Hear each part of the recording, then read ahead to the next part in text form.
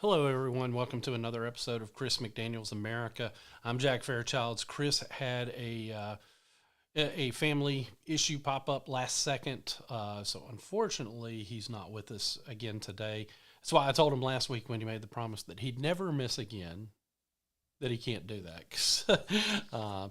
But I mean, again, we obviously had planned for him there because I had put together, like we've been doing questions for Chris to kind of go through. And unfortunately, like I said, sometimes things happen that just cannot be avoided. And that would be this week. I'll have to talk with him going into next week being Easter weekend and see if we're going to try to record something next week. I'm sure if we do, it won't be on Sunday since it is Easter Sunday. So I doubt that if we record, it'll be Sunday, possibly Thursday. But, with his schedule and even when he has everything cleared out, family comes first. And when something pops up where you're needed elsewhere, you've got to go and answer the call. And that's what he's doing this morning or this afternoon. Sorry, I'm still on morning time, I guess. But I'm here, so I will be covering this show by myself here today, and hopefully we can string together a good one. I came up with some good topics and good talking points while I was getting ready for Chris, and one of the ones that I wanted to get his perspective on, but I can kind of talk a little bit about it. We touched on it last week, and that's these click hustlers. That's basically, you know who I'm talking about because you can go on social media, you can go on YouTube, you can find any of their content. I'm talking about the Tucker Carlsons, the Candace Owens, the Ben Shapiros. There you go. Because some of you are probably thinking, well, wait, they're not on the same side. They're arguing with one another. They're beefing at the moment. You'd be correct. They're not friendly with one another. It seems to be each show is shot after shot at one another. And you've got some on the Carlson Owens side of the equation that are, very, very conspiracy minded. They want conspiracy here, conspiracy there. And then you've got ones like Ben Shapiro that spend most of his shows now, and Mark Levin, you can throw him in there too.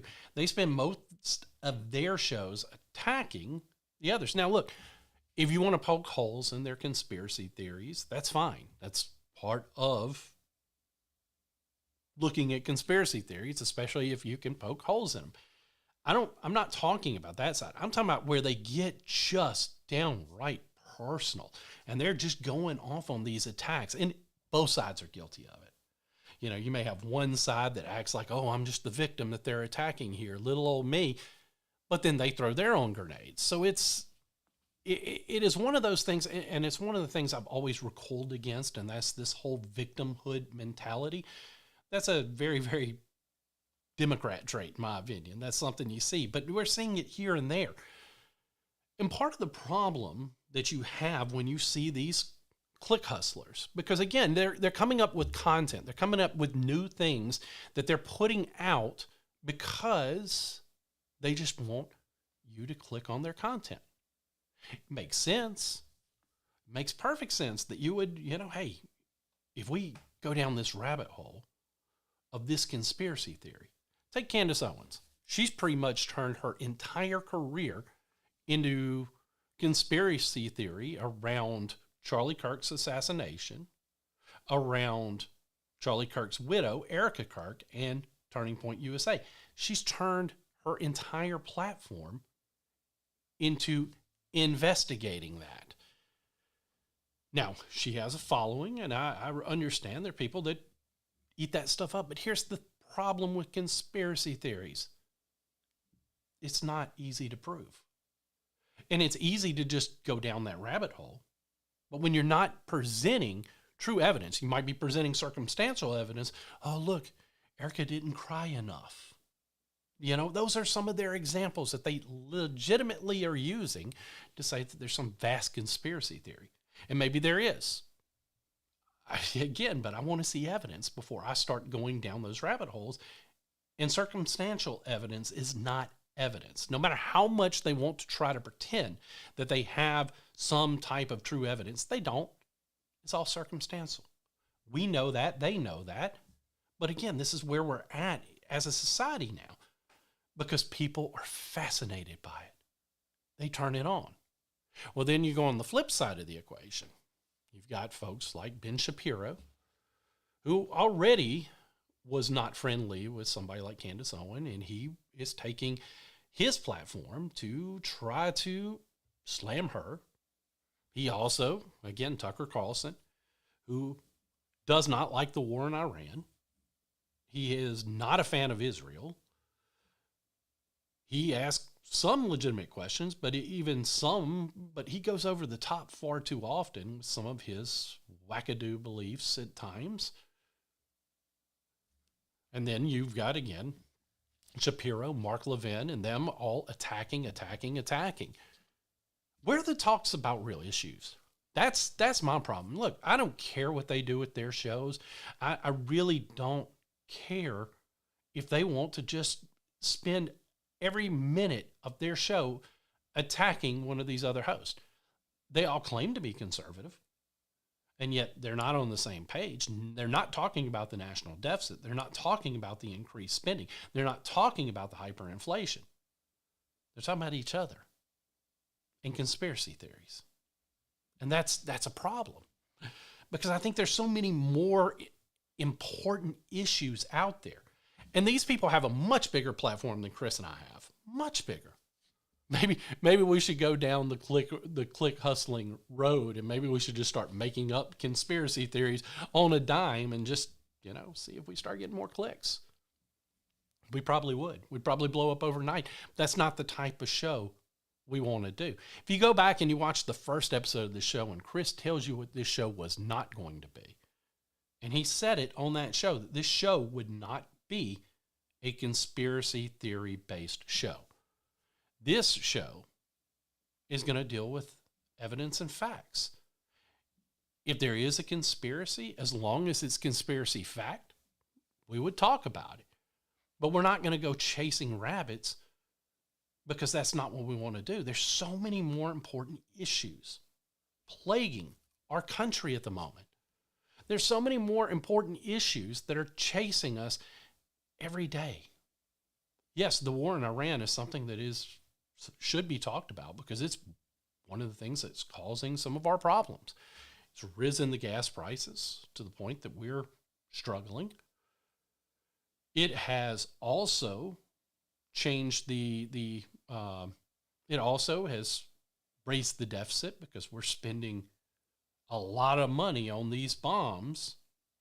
And maybe we might be, running thin on some of those, which means, guess what? We'll have to spend more money to manufacture more. It is what it is, people. These are the problems. This is the battle lines that we're continuing to be faced with. And these are the issues that Tucker Carlson, Ben Shapiro, Candace Owens, Mark Levin, these are the issues they should be talking about. These are the issues that we want resolution on. These are the issues that helped get Donald Trump elected in the first place. Because if you remember the last 4 years under Joe Biden, or the 4 years before Trump came in, under Joe Biden, the economy was terrible. Inflation was going through the roof. Gas prices appeared to be going in the wrong direction. That's part of the reason why Trump got elected. And now, here we are engaged in a war. And again, the Iranian regime, ridiculous regime, needed to be changed. But how long are we going to have to engage in this? On Monday, Trump signaled that there was a possibility that there was going to be some type of agreement met, which is part of the reason why he didn't go through with some of his ultimatum bombings. Iran has since denied that that's even that they're even close to being at the negotiation table. So who knows where we are on that? There are reports that the Marines are there, so we may be about to put boots on the ground, which is something I've said from day one. I was against boots on the ground. It's escalating, and there is a cost. There is a cost for our involvement over there, and we're seeing it. Also, earlier this week, I saw a politician post something about we should all want to sacrifice. We should all be willing to sacrifice. And that's cute. That sounds really, really cute. But the problem here with that type of line of thinking is we were sacrificing already under the Biden administration. Part of the reason we went another direction was because we want to stop suffering. And I don't want to hear from tone-deaf politicians that are trying to tell us that we need to be willing to make more sacrifices for a foreign nation. I don't see that. Plus, it rings hollow when I know for a fact that you get a per diem to cover your gas expenses. You get per diem to cover some of your meals. So guess what? And when you don't feel like using your per diem to go out to eat, you can always go find a lobbyist that'll take you to dinner. So yeah, you're not in a place to lecture anyone about sacrifice because you're not making it. You know, you're still taking that per diem, I can promise you. You're still going to dinner with lobbyists. I can promise you. It's sad. That's where we're at in this country. The tribal camps have broken off up to subcamps. You know, before it was just, red camp, blue camp tribalism. Now you've got tribalism with the Tucker group, tribalism with the Candace group, tribalism with the Shapiro group, tribalism with the Levin group. It's splintered all over. And we're not talking about real issues anymore. We're focused on issues that we can't really do anything about. I mean, who cares if Candace is going down some crazy conspiracy theory rabbit hole? Who cares if Tucker Carlson is not a fan of Israel? Who cares if Ben Shapiro got his feelings hurt by one of them? Let's move off of some of this and let's focus on real substantive issues. But that's not as interesting to people. That's not as interesting to people as the content they're putting out. People love it when there's beef. Now, you know what beef is. That's when people are feuding. They're not necessarily getting along. Maybe they're people who had gotten along in the past. Maybe they never really liked each other to begin with. But when they start to have this beef, it's like a train wreck. You can't look away. You keep watching. Their numbers continue to rise. People continue to watch. This click hustle works. It's like the old adage that we hear time and time again from people. I hear it anytime I'm working on a campaign. It's something that is repeated and is probably one of the most untrue statements that you'll hear on a campaign trail. And that's that people hate negative campaigns. They hate when somebody puts a negative attack ads out. Do they really? Because they seem to be pretty effective. They seem to be very effective in, at least they're effective when it's a challenger taking on an incumbent. Maybe that's what you mean to say is you hate it when somebody attacks your precious little incumbent with an attack ad. You don't seem to have a problem when they go negative against the challenger. They're effective. So, I mean, all these people that say that they hate that, then they go reward the person who spends the most money on it. So I don't think that they do hate it. It's the same principle at play here. They fall for these race hustlers, not race hustlers, sorry. I'm whole nother topic for another day. These click hustlers. Because again, that controversy and feuding sells. Those are the things that make things work. Plain and simple. And I get it. I understand why all that works, even if I recoil from it. I mean, look, if you go back into, if you were a kid, you probably at some point in time dabbled in professional wrestling. Maybe you liked the old school days. Maybe you still watch professional wrestling. The whole appeal there was never the matches. It was never, now maybe it is for some, but most people knew going on that it's scripted. The outcomes were predetermined. It was not something that you were watching because you may not know who's going to win, but the two people in that ring did, and you knew that going in. But you were there for the story that they were telling. You were there for the feud. It was one of those things, where you'd watch them, the dastardly villain would do something to your babyface hero, and the next thing you know, you'd look up and you'd want to see the hero be able to get his payback on that dastardly villain. And maybe he would, maybe he wouldn't. But if he didn't, that was just building from when he finally got his payback and the bad guy got his comeuppance. It's the same principle at play here when these hosts are all feuding with one another. They know that by attacking another host, it's going to raise their views. It's going to elevate their platform. They know that. They're making money off of every time we click on one of their videos. Making money off of it. More power to them. More power to them. But they've all gotten away from focusing on issues. From focusing on things that might actually matter to improve our country. To focus on things that could truly, truly benefit us. This is a midterm election year, and I can't stress enough that if we don't get some of this stuff under control, the gas prices, the grocery prices, it's going to be a bloodbath for Republicans in November.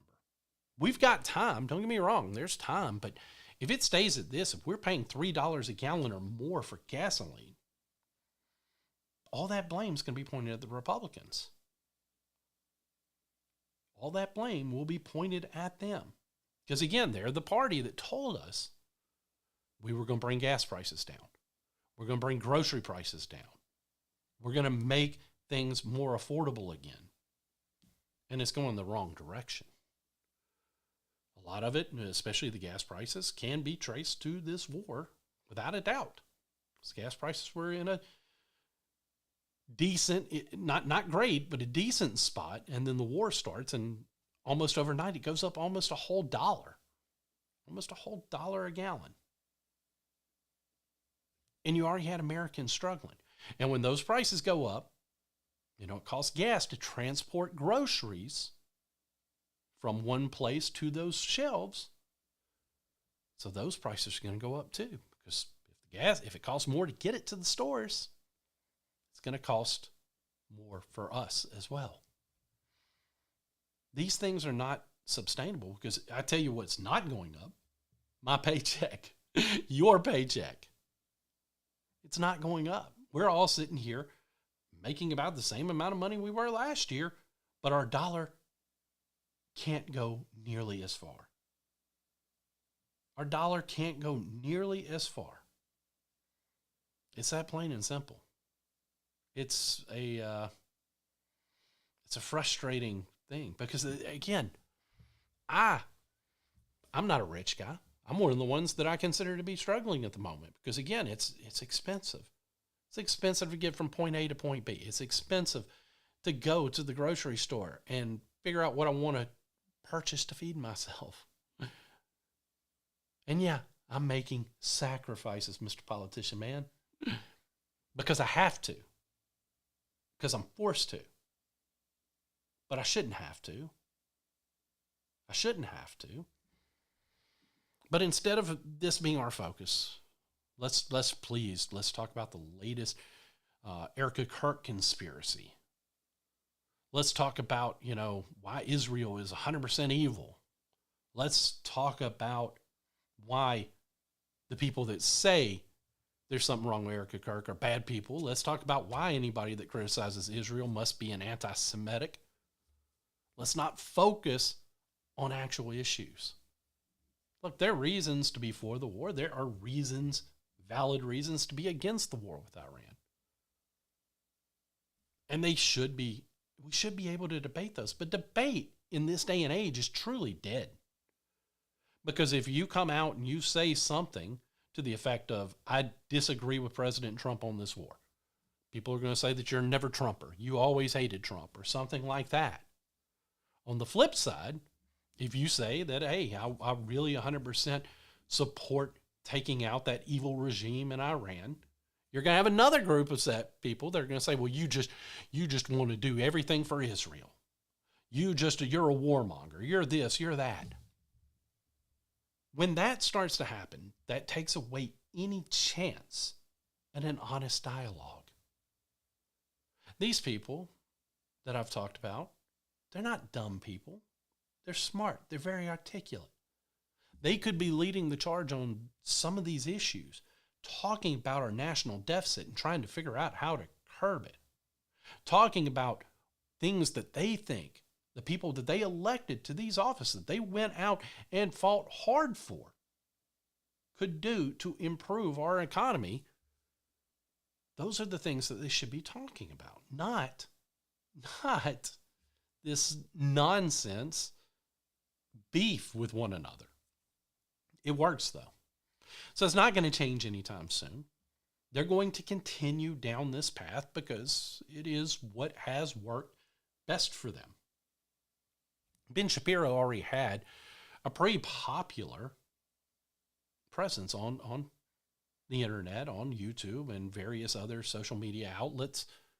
He had built the Daily Wire into a force. So why not focus on substantive issues? Why are we so worried about what Tucker Carlson said about you last night? Why are you so worried to the point that you feel like you have to issue a reply to Candace Owen? Again, my criticism's to both sides. To Tucker Carlson, yeah, you're going down past that not everyone that you've always been friends with agrees with. You don't have to get on your screen and cry about it every time, a Ted Cruz or Ben Shapiro or Mark Levin says something negative about you. You can just move off of that. Same thing for Candace, same thing for Mark Levin, same thing for Megyn Kelly and all the others. There's so many that I'm leaving out because there's just so many that are part of this click hustle. Like I said, maybe it's something I need to sit down with Chris and have an honest talk about and say, hey, maybe we should go down that path. Maybe we should just start, let's find another show and let's just beef with them. It was another, person on our side. Look, if you want to have a beef with somebody, why not go find a Democrat? There are plenty of them that you can have a beef with instead of this petty feud between each other. Although, like I said, I guarantee you they're getting clicks from both sides, clicks that they might not have normally gotten because there are probably some Democrats who are enjoying watching them eat themselves. So I'm sure that this has actually worked into the equation that they wanted it to, because it's been effective. You've seen some of these platforms grow. You'll see their content pop up on a reel. Like you're just scrolling through Facebook and there's Candace Owens' reel. Click on it. It's only 7-minute long reel, but it's a clip from her show. You watch it. Maybe you're intrigued by it. Maybe you're repulsed by it. But if you're intrigued by it, you're going to click on it. Or even if you don't like it, but you want to see what she says next after that, you're going to click on it. Same thing goes for Shapiro and all the others I've mentioned. They're doing this because they know that's the way to entrap you. That's the way to draw you in. That's the way that they're going to pull you into their website, their shows, their content. Some of them may not even believe 100% of what they say just because they understand the controversy gives them clicks. So they'll go down those rabbit holes, not earnestly. Now, some of them, I think, yeah, they might believe some of what they're saying, but others, they're just part of the grift. They're part of the grift, and it's part of this new age. Chris said something interesting last week when he said if Rush Limbaugh had been born 20, 30 years later, he would not have become Rush Limbaugh. Because, again, I don't know that Rush Limbaugh would have been going down the rabbit hole of the new age commentators. I'm not sure that he would want to go down the conspiracy theory rabbit holes. I just don't see it. Maybe he would have. Maybe he would have been an agent of the time that we live in now, and that would have changed his entire perspective of how he had to grow. But he wouldn't have been Rush Limbaugh. He wouldn't have been the voice that we knew him as. Maybe that's part of the problem now, is when he passed away, we don't have that voice anymore. We would love to see it be somebody like Chris, when he's here, because I think he articulates better than almost anyone. But does that even sell anymore? Are people watching? Are they clicking on it? Are you waiting for something where we just go on an attack and that's what you want to see? I don't know. Interesting times we live in, people. Very, very interesting times. And I don't have all the answers. I certainly don't. But I do know I would long for substantive talk. Not this 30-second, 15-second soundbite gotcha moment that we currently have. Because I want to see old school modern debates. I don't want to see, you hear that insult? You hear that insult he got on Levin last night? Did you hear that? That's not appealing to me. Let's talk about issues. Let's talk about how to improve things. Let's get focused.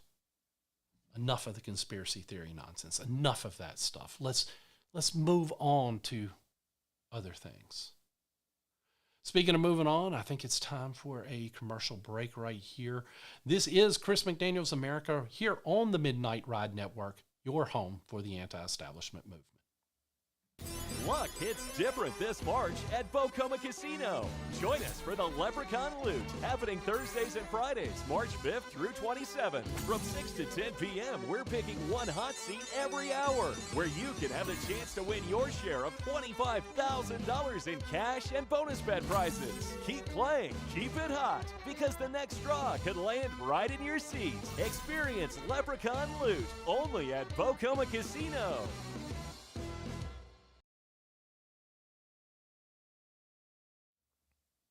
Welcome back here to Chris McDaniel's America. Of course, if you're just tuning in with us, Chris was scheduled to be here today, but had a family, I don't know if I call it emergency, might be, because he wasn't specific, but he had a family issue that he had to attend to.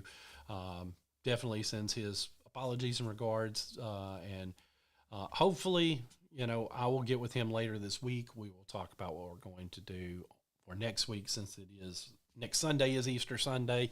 So there is a chance that there might not be an episode next week unless Chris can do it on Thursday. It may also, be another episode of just me, but we'll talk through and decide what we want to do for the Easter weekend. It may just be we take a week off, but we'll discuss that then. We were just talking about these click hustlers, as I refer to them, that are engaging in content and not necessarily going down and having honest discussions about real issues. And I'm not saying that focusing on the war in Iran is not a real issue. I'm not saying asking questions about the Charlie Kirk assassination isn't a real issue. All I'm saying is that the most important things that we can be focused on.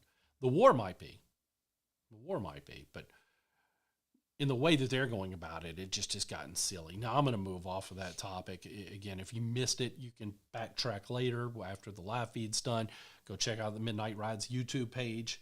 Go give it a like right there. You can rewind, do whatever right there. I don't think Facebook Live necessarily lets you rewind, but you can do that on the YouTube page. So go to the Midnight Rides YouTube page, click that subscribe button, and that way you'll always see the content that we're putting out. The other thing that happened over the weekend, No Kings returned. The No Kings protest, the silly ones the liberals do to protest kings that don't exist in our country. That we actually agree with the sentiment that we don't want kings in America. We're right there with you. It's funny. When their side is in charge, if they do something that grows the federal government, they say nothing. It's fine. Then when their side's not in power and they see something, whether it's growth of government or using government in a way that they don't like, then they're questioning government. I say reduce all of it. Yeah. But anyway, they're back at it this weekend. And if you look at some of the videos that were happening, we saw videos where protesters were seen kicking lock gates in LA. Again, it was like they were uniform kicking. It looked stupid, but I'm sure to them, they thought they were the coolest thing in the world. There was one protester in LA that spray painted "Kill your local ICE agent." Yeah. Seems like a rational group of people right there that are, spray painting that it'd be a good idea to go out and kill your local ICE agent. So then there are also videos where they were throwing concrete blocks at police, flying Iranian flags, which is pretty ironic in the fact that if they were doing this similar protest in Iran, they would have been put to death under the regime that they're now offended has been taken out. So you have it right there. It's crazy. They had Bernie Sanders sit up there and give his speech, about fascism and out of control government, yet he's one of the ones that wants to grow government even more. There was also a group of protesters that were seen flying a Chinese flag while chanting, "What's the solution? Communism, revolution." Let's say that again, because this was a real chant that they were chanting at one of these No Kings protests. What's the solution? Communism, revolution. So again, they're not wanting to protect the system. They're not wanting to just try. They're not protesting because they dislike Donald Trump. That's what they'll tell you. They're protesting because they dislike America and the system it is. They're protesting because they want us to become a communist nation. That was an honest to God chant that they were doing. And it's frightening because these young people are getting sucked up into this. They say they hate fascism. They say they hate the strong arm of government. And yet they want to go to a system that gives government more power. They want to go to a system that's going to take away more of their individual freedoms, more of their individual liberty. They want to go to a system that will rob America of what's made it great in its first place. No kings, which seems like you might be okay with a dictator, because communist socialist regimes, that's where they always end up. It doesn't work either. We've seen it time and time again. It doesn't work, but yet this is what they think they want. We have a group of young people that are spoiled, entitled, and in many ways a group of brats. I'm sorry if that makes some of you mad, and I'm not saying all young people, but there's a large group of it. Their parents have failed them. They probably never told them when they were doing something that was wrong or bad. They probably made them expect to always be given certain things just because they wanted them. There were definitely different things that could go on, and it was just frustrating for sure. But this is this is what they're processing. This is how they're doing it now. Meanwhile, the click hustlers, they're still off. Instead of talking about this absurdity, they're off attacking one another. Again, we've got to figure out a way to bring our protesters. I defend your right to protest, but I'm not going to defend your lack of intelligence because you're putting it on full display. This is the problem when you're by yourself. You sometimes have to stop and take that sip like that. But it's one of those things. These No King protests, a lot of young people get roped up into it. And the reason they get roped up into it because they got friends who say, "Hey, come come downtown. We're gonna be protesting Donald Trump. And they get down there, and it turns out they're just protesting the American system. They're protesting the American way of life. They're protesting capitalism because they're wanting to see America turn into this communist regime. They're wanting to see America fundamentally change. They're not here for the defense of our country. They're here because they want to fundamentally revolutionize. Again, that's their chant, communism revolution. They want communism, and they want it through a revolution. They may say that they hate the war in Iran, yet they're willing to engage in war here to overthrow a government. That's what they're saying. Again, no kings, but apparently they're going to be okay with a dictator. Look, I'm one of the first would stand up if Trump decides he wants to declare himself king. I'll be one of the first to stand against it. It's one of the reasons I have said on multiple occasions that I don't want to see Don Jr. run, because I don't want one family to have that power. I felt the same way when the Bushes did. Felt the same way when Hillary tried to run after Bill had already been president. And I feel the same way if Michelle Obama decided, she or one of the Obama girls. I don't want one family to have that much power. That's too close to a monarchy. Even though it's elected, still too close in my call. But I think that the other side would be okay, because again, let's go back on our head here. If Barack Obama had figured out a way to have himself eligible to run for a third term, Democrats would have loved it. They would have ran out and done whatever they could to try to help Obama win a third term. Yet Trump makes statements about, oh, maybe I can run for a third term, even though he can't. And then next thing you know, Democrats are all going crazy and they're mad. Look, I don't want any third term for any president. I like the 2 terms.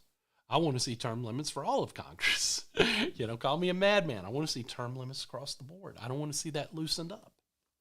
I want to see it ratcheted up to other offices, because I think that would be a good thing for the American people, to not have people stay in office until they die the way that we do now.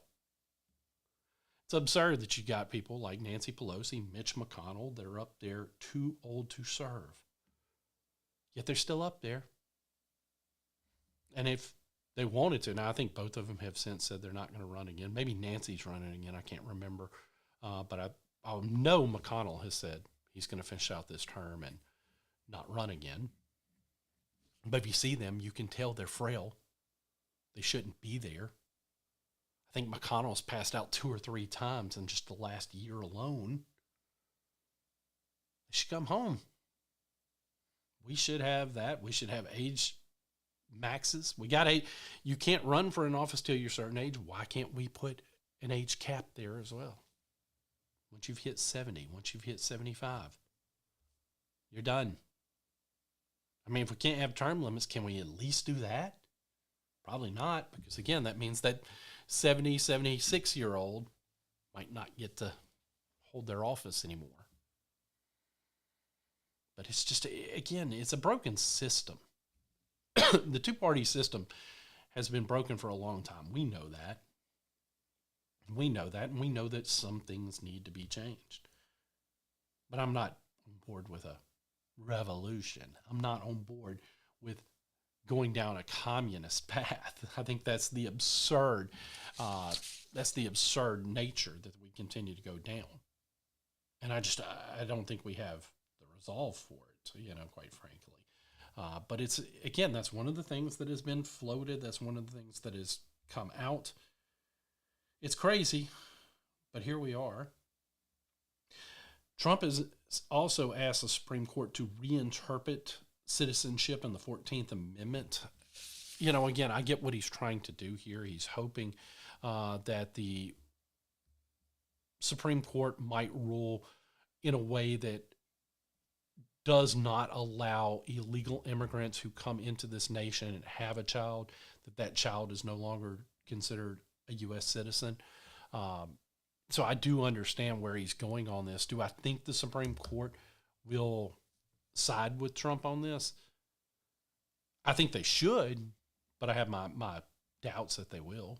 I have doubts that they would touch it, but I do think that the 14th Amendment has been abused, because I don't think it was ever meant to reward people that are entering our country illegally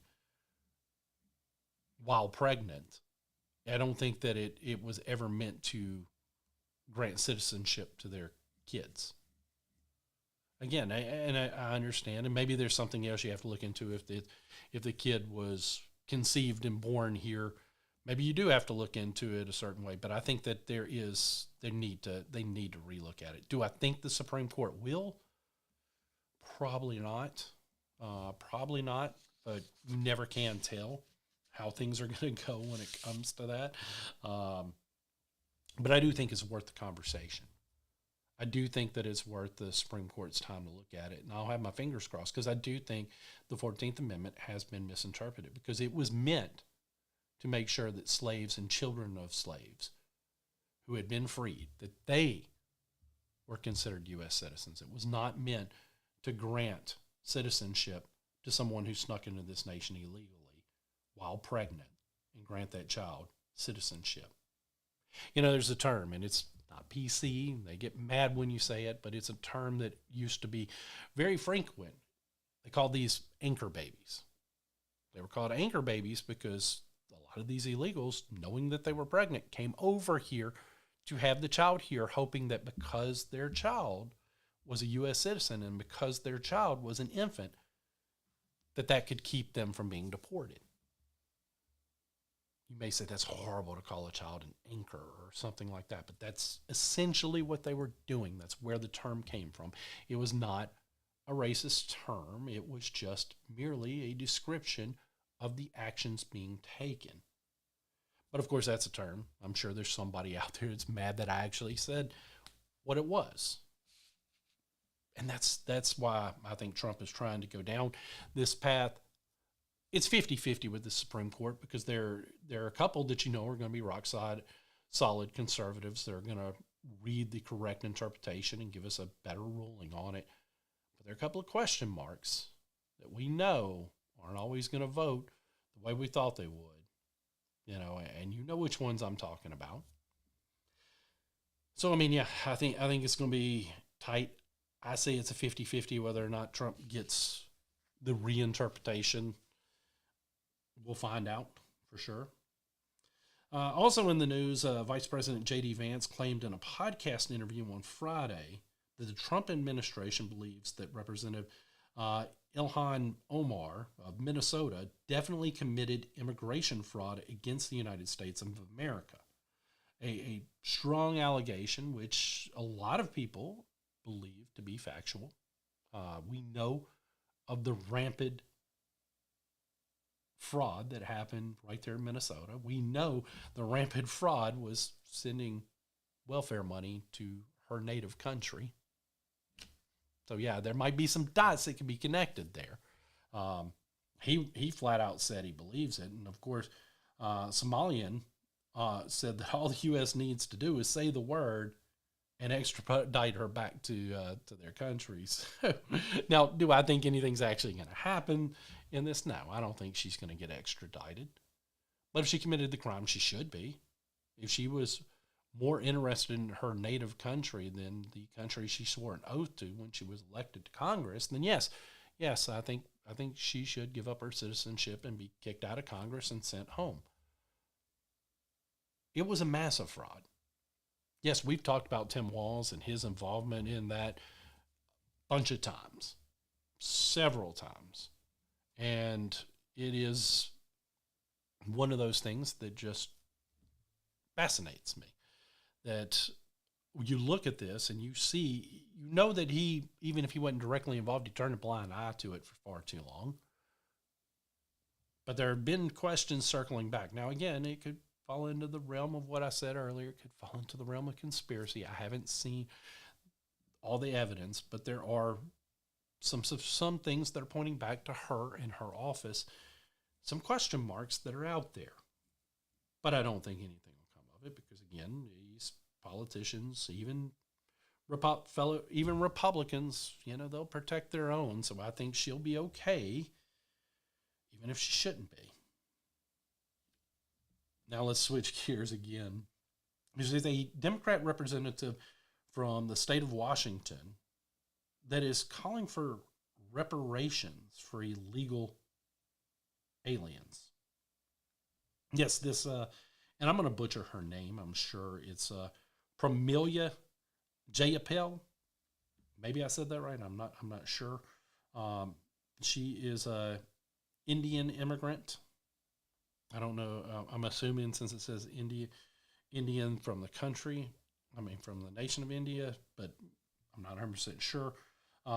She said that the people that have been inflicting this harm on migrants need to be prosecuted. But she didn't stop there because she said they need to be brought before us and they need to be held accountable for the trauma they have created. And we are going to have some form of reparations for kids and families that have been traumatized through all of this. No, ma'am. No reparations. If they're here illegally, no, they broke the law. It might be a law you disagree with. You might want open borders. You might support open borders. It's still a law. Just because you don't view that law as significant as other people doesn't mean it ceases to be a law. And they broke it. No, they don't deserve reparations. They don't deserve anything to be taken back. They need to just go ahead and if they're here illegally, deal with whatever consequences they have. But to sit back, and again, this is one of those things where they want to prosecute these federal agents, who are doing their job. And I'm tired of watching the left and they prioritize these illegals more than they prioritize the American people. Because again, you're worried about giving reparations to illegals, but you're not worried about bringing down the cost of my groceries. You're worried about giving reparations to illegals, but you're not worried about bringing the gas prices down, doing something substantive that might actually help. Again, it's insane that that's who they prioritize. And I can tell you why. They're hoping that at some point they're going to be granted amnesty and they're going to be allowed to stay in this country. And because they took up for them first, or they're the ones that they think took up for them, they'll vote Democrat.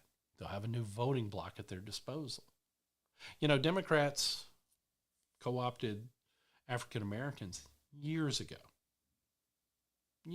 got them to believe that they were the ones bringing them all of their freedoms, all of their great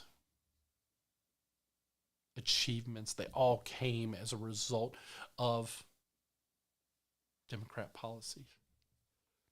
But that wasn't true. The truth was,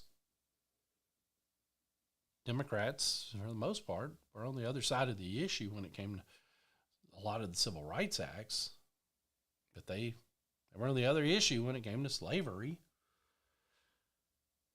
But they somehow were able to co-opt. They did it through government programs. They did it through multiple things that have really done more harm than good. It'd be the same thing that they would do if they are able to get the Latinos to fall into their camp. It'll be exploitative. They'll do things every now and then just enough to make you think that they care. It's not really, at the end of the day, they're keeping you in your status area. They're not doing anything that might actually elevate. They're keeping you where you are. But you'll fall for it because that's what happens most of the time. And in this blatant act of stupidity, this dumb statement, it's one of those things that just continues to drive me crazy as I watch. one thing, I know we probably got about 10 minutes, I think, left.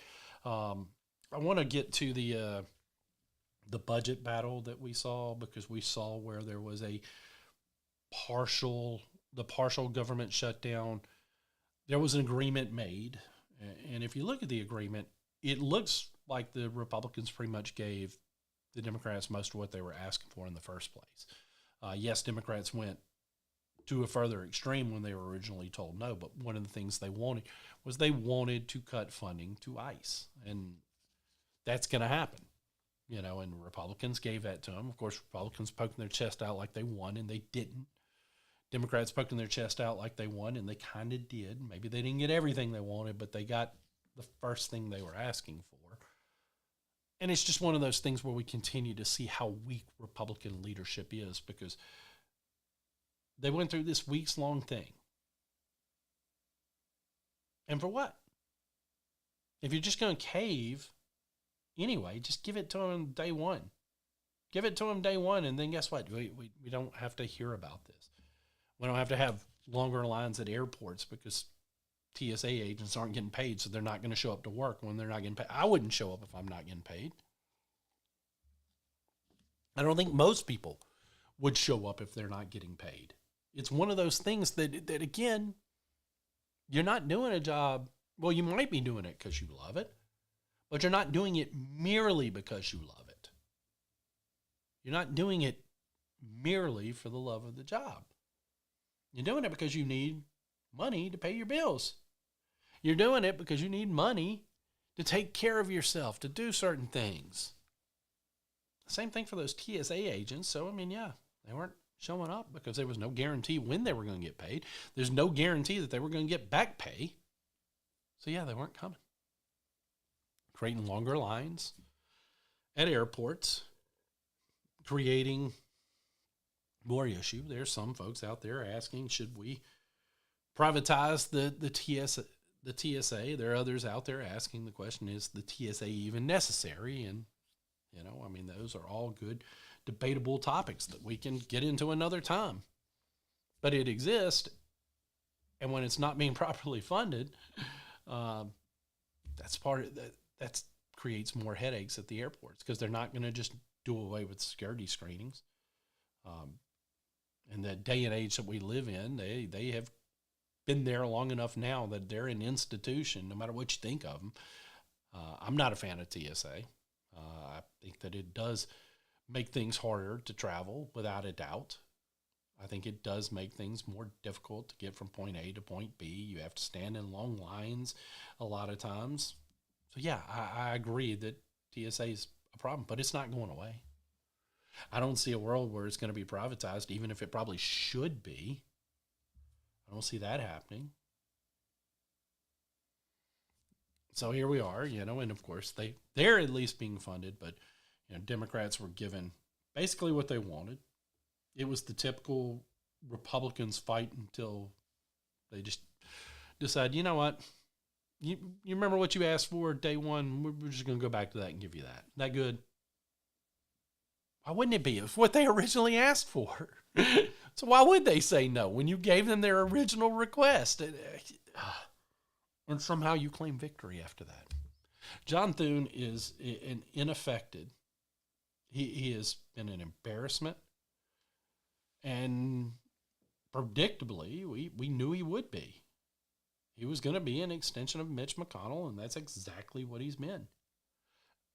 He might throw a little morsel out there towards Trump, but he's basically trying to wait Trump out, which is something we told you was going to happen. Just going to try to wait him out. Once Trump's out of office, then they can just go back to being the establishment swampy shack that they've always been. It's part of the reason why I'm critical of Trump's endorsements, because, he typically endorses the incumbent. There might be some rare exceptions, but go look at his track record. And it doesn't matter what their conservative score is. He's going to endorse that incumbent 9 times out of 10. It's just true. We've seen it. He endorsed John McCain. He endorsed Mitch McConnell. He's endorsed so many Republicans that have fought against him repeatedly. He endorsed Mitt Romney. So yeah, if you look at his endorsements, they've been absolutely terrible. And for those of you watching here in my home state, Mississippi, yes, he endorsed Roger Wicker. He's endorsed Cindy Hyde-Smith. He's endorsed the entire Republican delegation in Washington. So if you're not happy with the current leadership, Trump is. That's a problem, in my opinion. I would like to see him utilize his stroke, his ability to get folks to follow, by actually following through with one of his very first campaign promises when he first ran for president back in 2016, which was drain the swamp. You can't drain a swamp if you're constantly putting the swamp creatures back in place, because they're just going to keep that swamp good and murky every chance they get. And we'll end here on a lighter, well, I won't say lighter note, but we'll end with a different topic. The Olympics, IOC has banned trans athletes from competing in women's sports, which is a good thing because, again, it's unfair to have a biological man competing against women in their sports. It's taken away opportunities from actual women to compete in sports. We had this whole thing, which, again, one of these days I'm going to get into why I'm not a big fan of Title IX. But you see liberals celebrate that because it was designed, its intent I don't have a problem with. Some of its offshoots are why I'm not a big fan of Title IX. And like I said, we'll get into that we don't have time for that discussion today. But its intent was to create opportunities for girls and women to play sports. The intent was always good. Now, these same people who are big proponents of Title IX will argue with a straight face that a trans athlete should be allowed on the women's team. How's that not taking an opportunity away from that little girl? If you're putting that boy that is pretending he's a girl, how is that not taking an opportunity? Doesn't that slap in the face of the intent of Title IX? Come on, liberals, y'all are the ones who celebrated. I always found it ironic. I think it was either last year or the year before. It was like the 30th anniversary, 40th anniversary. It was a big anniversary of Title IX. And I remember ESPN, who was definitely gone way left when it comes to their content. ESPN everywhere, they were running documentaries celebrating Title IX and, the historic, anniversary and the year, that it came in and how it, reshaped and formed women's sports and all this. And while that banner is running at the bottom of the screen, they're running a segment talking about how this poor trans athlete is being denied an opportunity to play on the girls' team. And they don't see the hypocrisy there. They don't see the fact that if Title IX needed to exist to give opportunities to little girls, that if you're going to allow a boy that thinks he's a girl to take her spot on the team, aren't you then taking away that opportunity and giving it to a boy? Look, it doesn't matter that boy is living under a delusion that he thinks he's a girl. Maybe we should focus on mental health again, because that is a delusion. He's not a little girl. It's a mental health issue. It needs to be examined. Of course, the left is all upset at the IOC for this, saying that it's taken away the opportunity of these people to play. No, they can go try to make the men's team. They can still try that. Maybe they're not a good enough athlete to make the men's team. Maybe that's part of the reason why they want to be trans, because they can maybe get a gold medal that way. People have done crazier things for those type of opportunities. But no, we should be protecting our little girls. We should be protecting our women's sports. They deserve the right to play. If they want to play sports, they shouldn't have to be on the boys' team, and boys shouldn't be allowed on their team. It is what it is. It's common sense. But the left hates it. Why? Go back to something I just said. Creating another voting bloc. They don't really care about trans people. If they did, they'd call it what it is. They'd point out the mental health issue.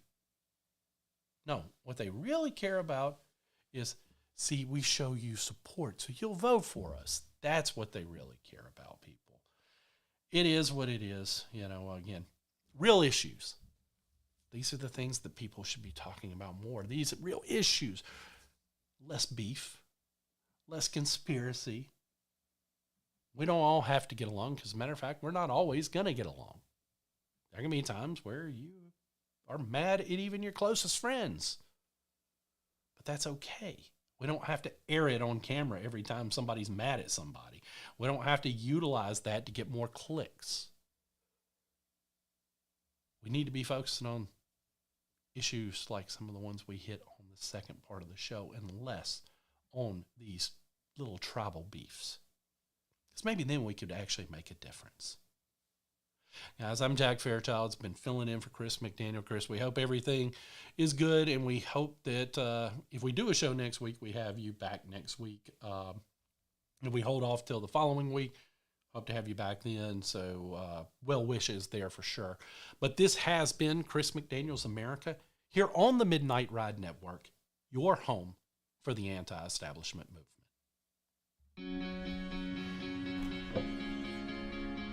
Looks like you've been sleeping well. Megan, he's back. The My Pillow guy. And you're looking good. Still feeling good. Well, just when you thought it couldn't get any better, we've got the best pillow ever, My Pillow 2.0. Wow, it's so soft and smooth. It's cool to the touch. How did you do that? Well, we took My Pillow's patented fill and combined it with this new technology that we didn't have back then when I invented My Pillow, to bring you the best pillow in history, My Pillow 2.0. Just like all of you, I never imagined that My Pillow could get any better. That's why I haven't changed it in nearly 20 years. Then I heard about a revolutionary new technology, and I knew I had to bring it to you all. My Pillow 2.0 is truly the next generation of My Pillow. The My Pillow 2.0 is cooler and softer than the last My Pillow. It is so comfortable to sleep on at night. I look forward to going to bed, and I wake up well rested in the morning. Sleep is all about temperature and height. My Pillow 2.0's patented adjustable fill is going to give you the exact individual support you need from your head to your bed. And now here's where it gets even better. We've all experienced those temperature-related sleep interruptions where you get too hot, you toss and turn, you flip your pillow over to the cool side. Well, all that's gone with my brand new My Pillow 2.0 cooling fabric that's made with temperature-regulating thread.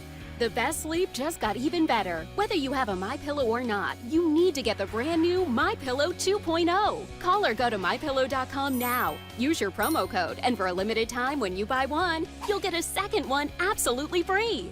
You're sleeping even better. And cooler, too. And you're looking good. Feeling good. I knew you would. Visit MyPillow.com.